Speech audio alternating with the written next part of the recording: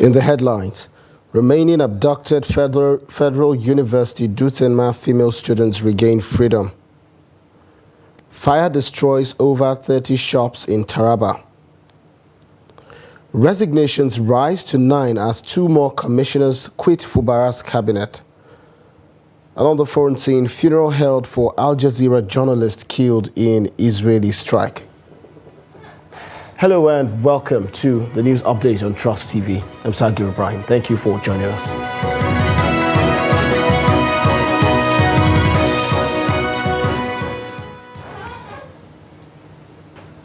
Hello and welcome once again. The management of the Federal University Dutsenma Fudma in Katsina State on Friday said the remaining female students abducted by suspected bandits have regained freedom. The Vice-Chancellor of the university, Armayawu Hamisu Bichi, who confirmed this to newsmen in Katsina, said the freed female students were among the 5 that were abducted by the suspected bandits. They were abducted on October 3rd from their rented apartment behind Mariam Wanjiri Memorial School in Dutsenma. Hamisu Bichi disclosed that the freed female students would undergo medical checkups before they are handed over to their families. Recall that on October 3rd, 2023, the police confirmed the kidnapping of 5 female students by gunmen suspected to be bandits. And on November 20th, the Katsina Police Command confirmed that one of the female students had escaped from the abductors. Also, troops of Operation Hadarin Daji have killed 3 terrorists and also rescued 6 kidnapped victims in Sokoto State. The Nigerian Army disclosed this on Friday in a statement saying that the development followed an onslaught against terrorists. The offensive clearance operation, which took place at Bauni Village and Bauni Forest, led to a gun drill that lasted for several hours, the Army said. The statement said the troops' aggressiveness and firepower superiority forced the terrorists to abandon their hideouts and flee in disarray. It added that 2 AK-47 rifles, 19 magazines, ammunition, 2 Dane guns, motorcycles, radios and other items were recovered from the terrorists. And still on security, the district head of Sarkin Kudu town in Ibi local government area of Taraba State, Ali Hakimi, has been killed by bandits. Hakimi was killed after he was reportedly attacked in his palace at Sarkin Kudu town at about 12:30 a.m. on Friday. A resident of the town, Bello Adamu, told Daily Trust that the deceased was the brother of the chief of Sarkin Kudu chiefdom. Adamu said the bandits had launched several attacks across the chiefdom and abducted several residents recently. He noted that attackers escaped into the bush after killing the district head, adding that everyone in the area is living in fear. The State Police Command is yet to confirm the incident. And also, police in Anambra State have rescued 4 children from the same parents who were abducted from their homes on Friday night. Anambra State Police Command spokesperson DSP Tochukwu Ikenga said the children were taken from Enugu Agidi in Njikoka local government area of Anambra State. Speaking on how the children were kidnapped, Ikenga said the mother of the children said the family was watching television at about 10 p.m. when electricity suddenly went out. She and her husband went out to find out what was amiss when they saw 3 gunmen suspected to be herdsmen and fled for their dear lives. By the time they summoned the courage to return to the house, they discovered that their 4 children who were already asleep had been abducted by the gunmen. Ikenga said security had been beefed up in the area to forestall a reoccurrence. And in Ogun State, the police command says it has rescued 7 persons abducted by gunmen in Fidiwo area of the Lagos-Ibadan Expressway. The police said the victims were rescued unhurt after 4 days of combing the area. The gunmen, numbering about 9, had attacked travelers along the expressway, abducting 7 of them, killing 1 and injuring others. A victim who refused to give his name for security reasons said the gunmen ambushed them on Monday amid intermittent gunshots. Giving an update on the kidnapping incident, the police public relations officer of Ogun Command, Omolola Odutola, said one of the kidnappers was arrested while all 7 victims were rescued and hurt. Odutola said the kidnappers were forced to release their victims after a 4-day onslaught by the police and other security agencies. Still in the news, a Saturday morning fire has destroyed more than 30 provision shops in the roadblock area of Jalingo, the capital city of Taraba State. Reports say the exact cause of the fire remains unknown, but some shop owners attributed the incident to black marketers selling cooking gas on the premises, while others pointed fingers at an iron welder. Eyewitnesses said upon the arrival of the fire service approximately 30 minutes after being notified, angry youth confronted and impeded the efforts of the firefighters. This led to the fire service personnel leaving the scene without containing the blaze. The police, according to the residents, later intervened by using tear gas to disperse the agitated youths, creating a safe space for the fire service personnel to return and prevent further escalation of the fire outbreak. To 10, some black market sellers come to load their fuel to carry it to the village. So on the process of loading it, one of the drum fell down and it landed. So from there, the fire burst out. Yes, we really appreciate the effort of the police, but the fire agencies have not tried a lot at all. Because on their arrival, they didn't tell anybody what is going on. They didn't tell us that they have water or they don't have water. They'll just come and left without saying anything.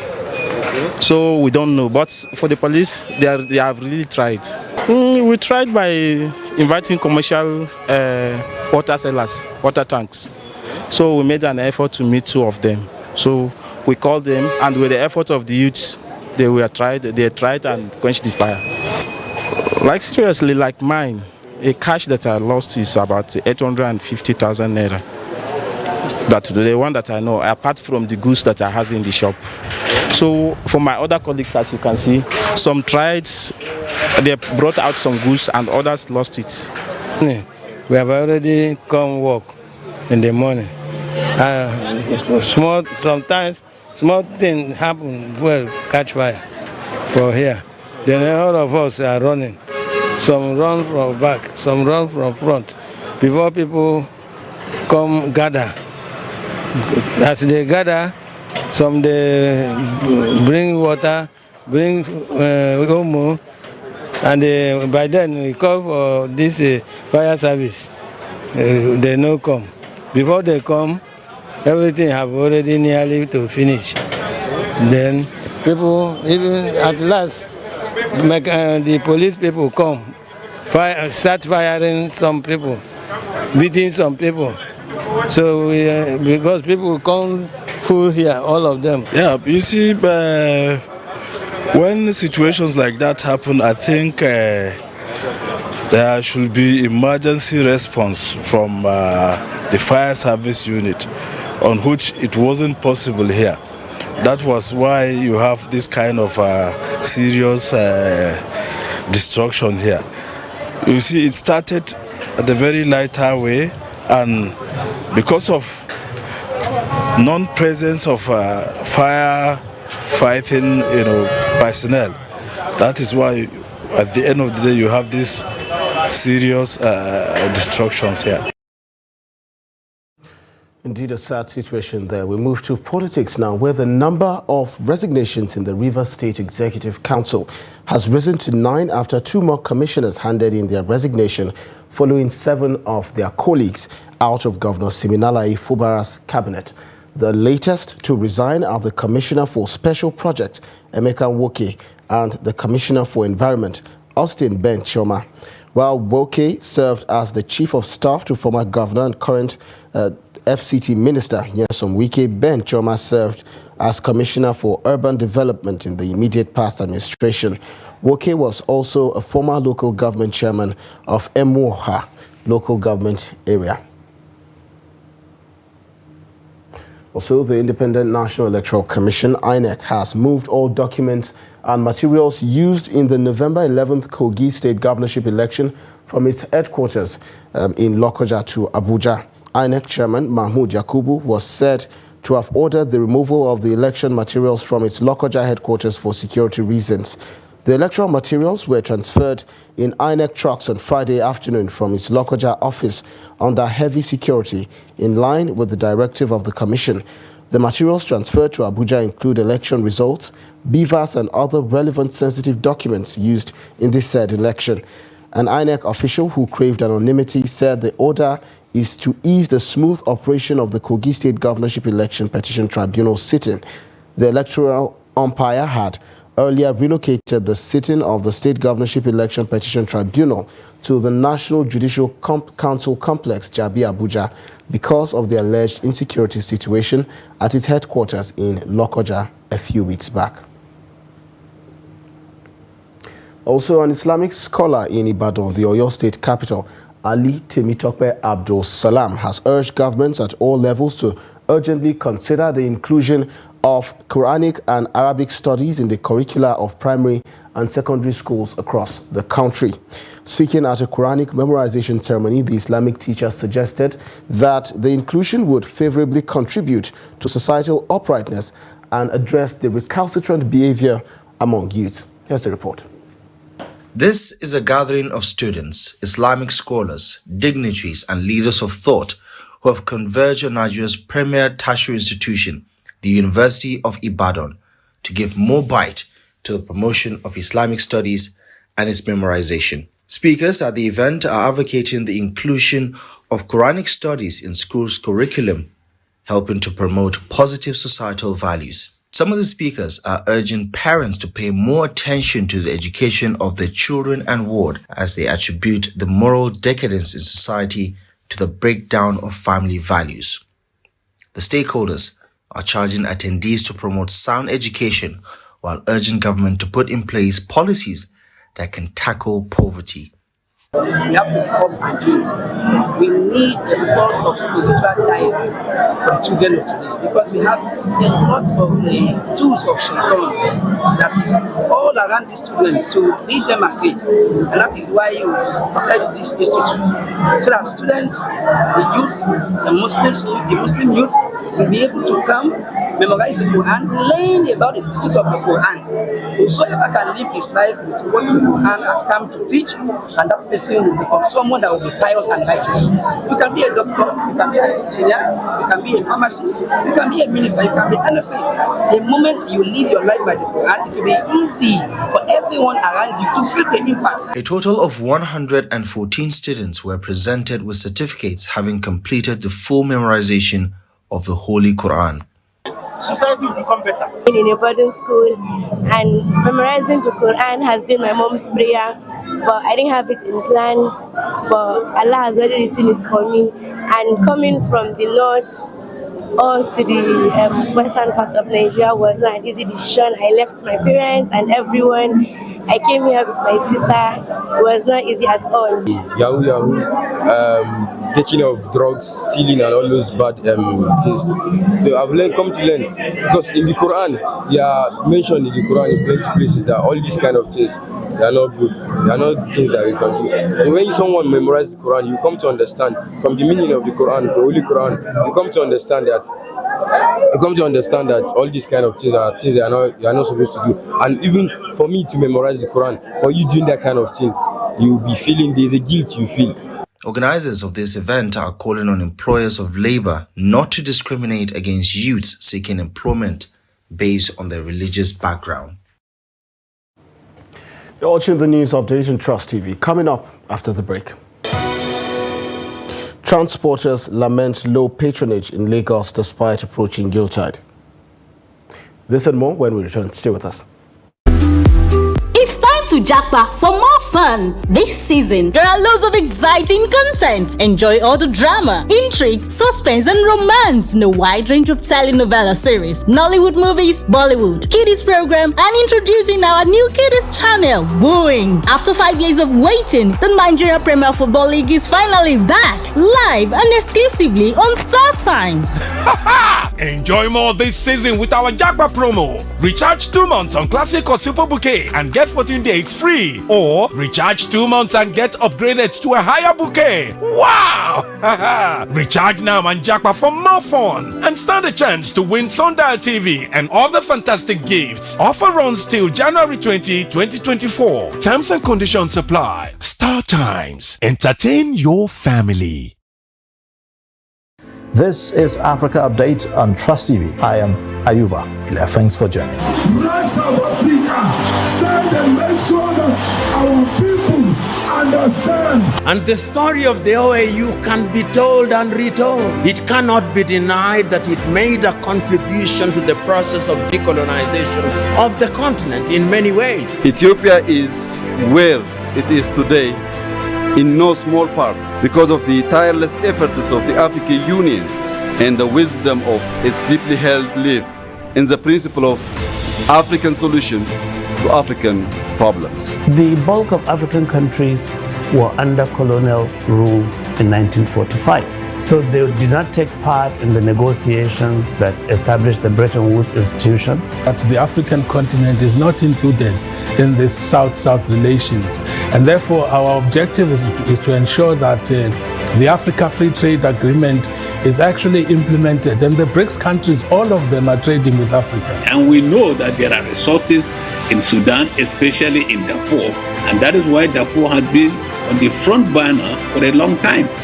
So Cameroonians are anxious, Cameroonians are impatient, Cameroonians are like, oh, many of the guys are not talking today.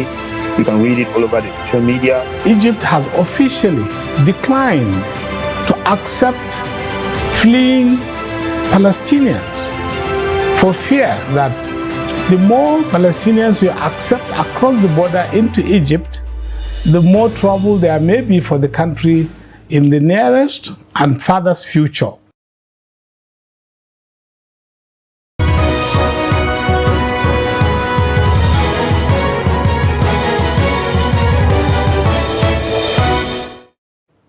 Welcome back. If you're just joining, you're watching the news update on Trust TV. Now, here's a recap of some of our top stories. Remaining abducted Federal University Dutse female students regain freedom. And fire destroys over 30 shops in Taraba. Moving on, President Bola Tinubu has felicitated with his predecessor, Muhammadu Buhari, on his 81st birthday, hailing him as an icon of truth, justice, and patriotism. Tinubu also described the former president as a true reflection of sacrifice, devotion, patriotism, and fidelity to national cause. In a message of felicitation released on Saturday by the Special Advisor to the President on Media and Publicity, Ajuri Ngelale, President Tinubu extolled the leadership credentials and feats of the former president, recalling his meritorious service to the nation at various times as head of state and as president. He described the ex-president as a man of absolute and undiluted integrity, whose yes is yea and whose nay is nay. Tinubu appreciated former President Buhari for his friendship and vote of confidence shown through his support for the administration. While wishing the elder statesman longevity and strength, President Tinubu assures the former president that the hope of a prosperous, peaceful, and progressive Nigeria, which he has always worked for, will not be dashed. Also, the Nigerian Labour Congress, NLC, has labeled the World Bank as an enemy of the country after the financial institution asked the federal government to stop the subsidy payment in petrol and raise the cost of the product to 750 naira per litre. In a statement, the Congress's chairman, Joe Ajero, criticized the World Bank's lead economist for Nigeria, Alex Sinat, for supporting the unwarranted recommendation during a presentation in Abuja and rejected an increase in petrol prices to 750 naira per litre, while accusing the World Bank of promoting policies that prioritize foreign interests over the well-being of the Nigerian people. The union advised the government to resist foreign influence in economic policies and prioritize the welfare of its citizens.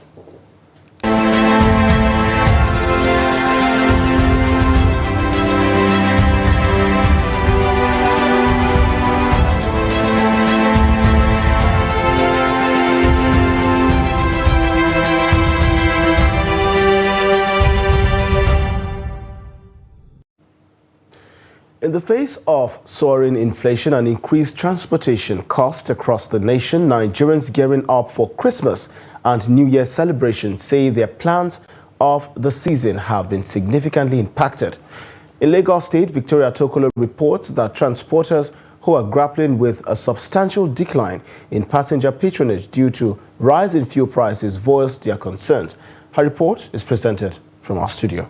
At Ojota Motor Park in Lagos, a good number of commercial vehicles sit idle, awaiting passenger patronage. The substantial increase in fuel prices has profoundly impacted the transportation business nationwide, dissuading many citizens from embarking on the usual festive journeys for Christmas and New Year celebrations.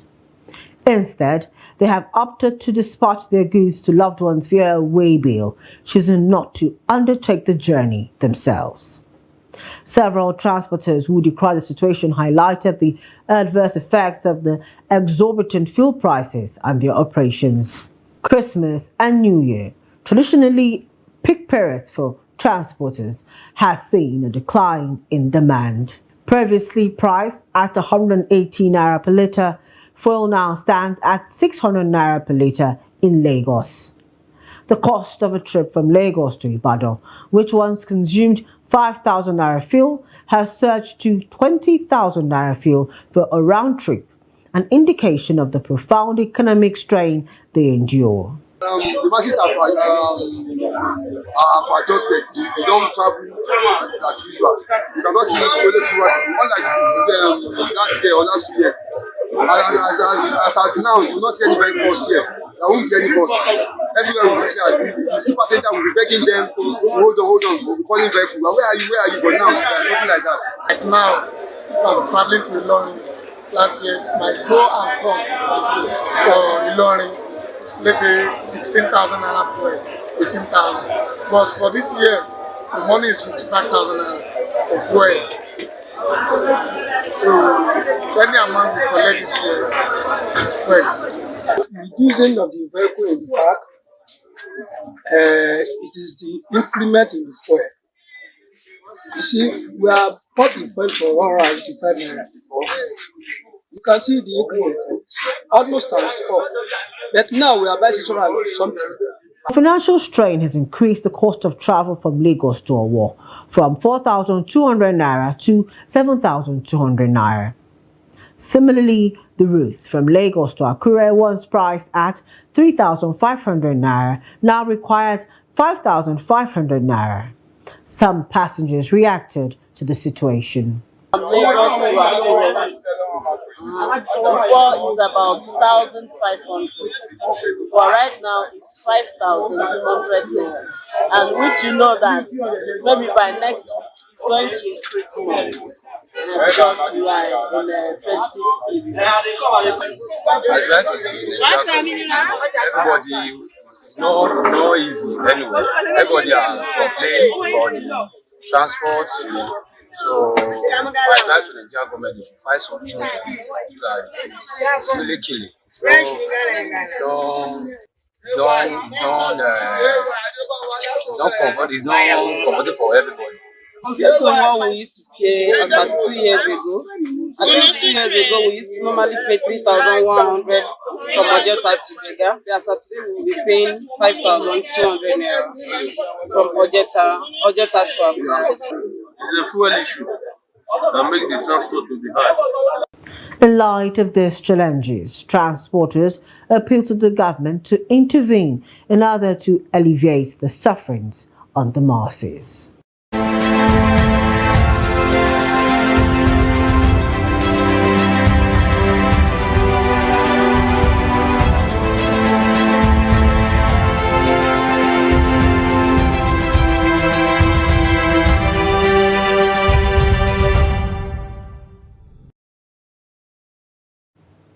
And away from Nigeria, dozens of journalists took part in a funeral on Saturday for an Al Jazeera cameraman killed in an Israeli strike in the south of the war-torn Gaza Strip. Saima Abu Dakar's body, bearing his bulletproof vest and helmet, was carried through a crowd in the city of Khan Yunis before being buried in a grave dug by fellow journalists. His mother, Mahir Abu Dhaka, accused Israel of targeting journalists, especially those working for Al Jazeera. Abu Dhaka, born in 1978, was reporting from a school in Khan Yunis when he was hit by a drone strike on Friday, said the Qatar-based Al Jazeera television network. His colleague, Gaza Bureau Chief Wael al-Dahdu, was wounded in the same attack. Dahdu had lost his wife and 2 children in a separate Israeli strike in the initial weeks of the war. Dahdu said the Israeli army deliberately targets journalists in Gaza. On Friday, Al Jazeera said it held Israel accountable for systematically targeting and killing Al Jazeera journalists and their families. And in sports, the 2023 ECOWAS Abuja International Marathon witnessed a thrilling display of athletic prowess, with Ethiopian runners claiming top honors in the half marathon men and women categories on Saturday. Though it was the East Africans that carried the day, Nigerian athletes represented the sub-region meritoriously, shining brightly across the podium. In the men's half marathon, Gebrselassie Abadi Haftamu of Ethiopia stormed to victory to win the $10,000 prize, while Kenya's Alexandra Njai Muhia followed close behind in second, taking home $5,000. Nigeria's Sajo Ismail earned $4,000 for his third-place finish.